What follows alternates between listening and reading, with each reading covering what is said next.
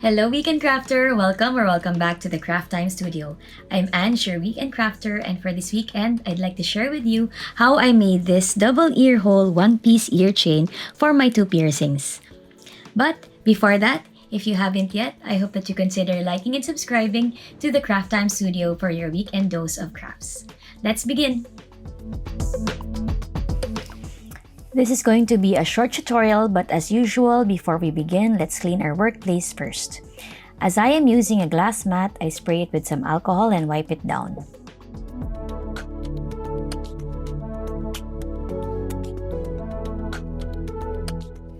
For materials, you will need some clay, small flower cutters,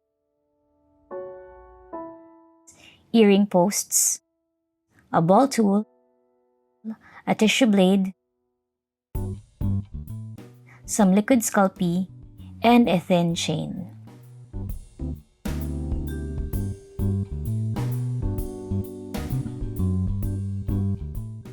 Let's begin with rolling out the clay into the number 4 setting.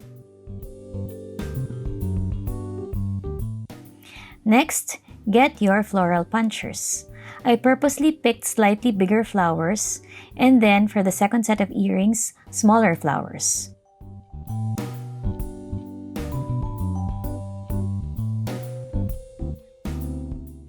Run the blade through the flower to lift it up. Then, use the ball tool to shape and give dimension to each of the petals. Do this for all the punched flowers. To raise the petals up, I make sure to have the petals hug the ball tool.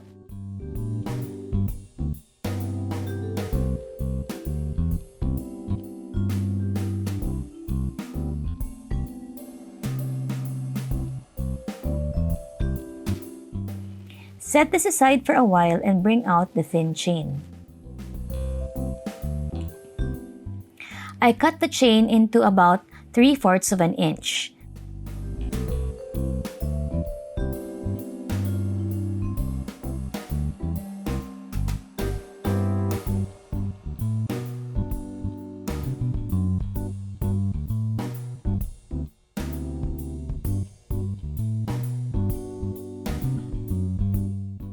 Next, I placed some liquid Sculpey on the back of the second flower.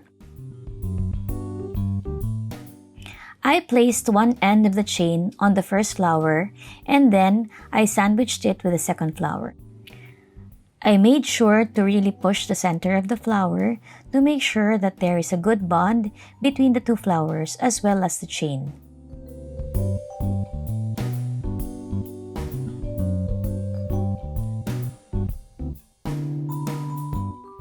Next, I get a little bit of yellow clay and roll it out into a ball. Then, I press it slightly with the ball tool.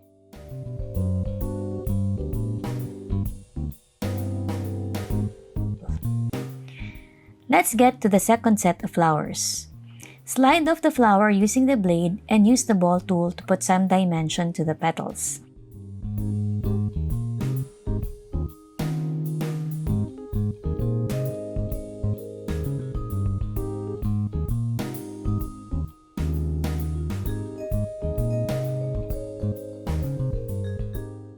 Do the same thing with the remaining flower.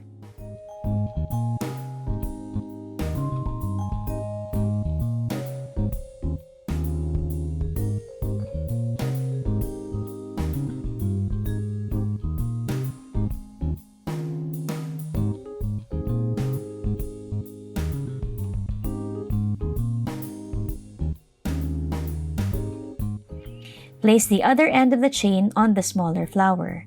Place some liquid Sculpey on the last flower and stick it to the top of the third flower. Again, carefully press the two flowers down to sandwich the chain.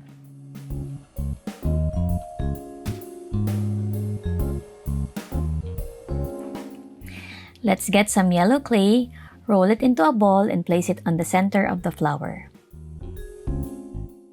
And give it a light press with the ball tool. Now it's time to add some texture. Get the detail needle and punch around the center of the flower.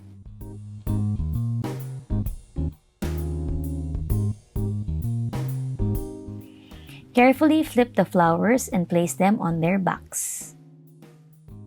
Then, carefully press down the earring posts to make indents on the clay just so you know where it has to be placed once it is baked.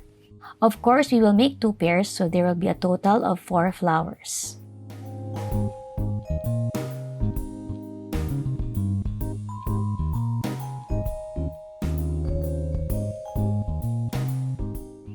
Now that it is baked, I sand the bottoms just to make sure that my earring posts will have something to grip. I actually also do the same thing with the posts. For sanding, I just use an electric nail file. And finally, I use some super glue to adhere the posts to the earrings.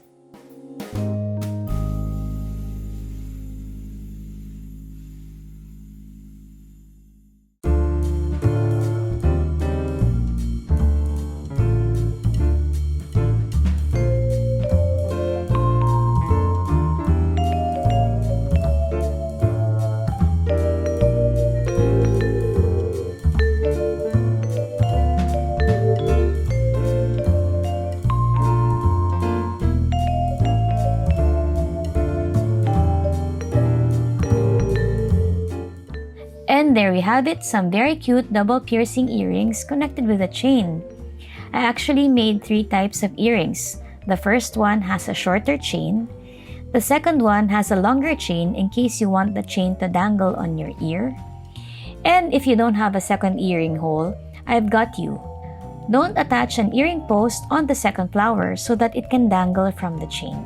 And that is it for today's mini tutorial. I hope that you got inspired to think of other designs for these chain earrings. If you haven't yet, I hope that you consider liking and subscribing to the Craft Time Studio. Have a crafty weekend. Bye!